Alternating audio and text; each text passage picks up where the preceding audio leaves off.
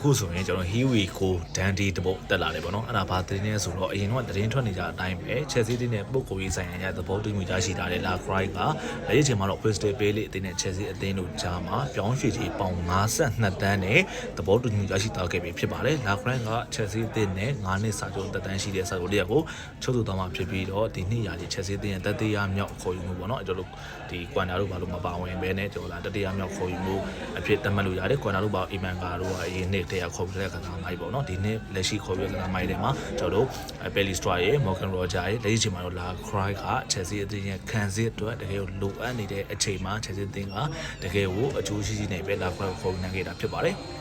မခွင့်လိုက်ရှိအားမှာအသက်အရွယ်အပြည့်26နှစ်ရှိနေပြီဖြစ်ပေမဲ့လည်းအသင်းမှာတကယ်ကိုအရေးပါတဲ့အခန်းကဏ္ဍတစ်ခုကနေသူပေါဝင်သွားဖို့ရှိတယ်။နီးပြရှာပြီးအလွန်ဆိုရဲ့စိတ်သက်ကစားမတစ်ယောက်ဖြစ်တဲ့အတွက်ကြောင့်မို့လို့ဒီလာ Cry အနေနဲ့ Chelsea အသင်းမှာဘယ်လောက်ထိထုံတော့လာမလဲဆိုတော့ဆက်လက်စောင့်ကြည့်သွားမှာဖြစ်ပါတယ်။ပြင်ပလေးအတွေ့အကြုံနဲ့ရှိပြီးသားကျွန်တော်တို့ဒီပြည်လေးလက်ပေးစင်နဲ့အရွေးချယ်ခံထားရတဲ့လာ Cry နေတဲ့အဲ့ဒီချိန်မှာတော့ပေါင်52တန်း9နှစ်စာချုပ်နဲ့သူ Chelsea အသင်းနဲ့သဘောတူညီရရှိသွားပြီ။လာ Cry တို့ Chelsea Hiwi ကို Dandy ပါခင်ဗျာ။အားလုံးပဲကျေးဇူးတင်ပါတယ်။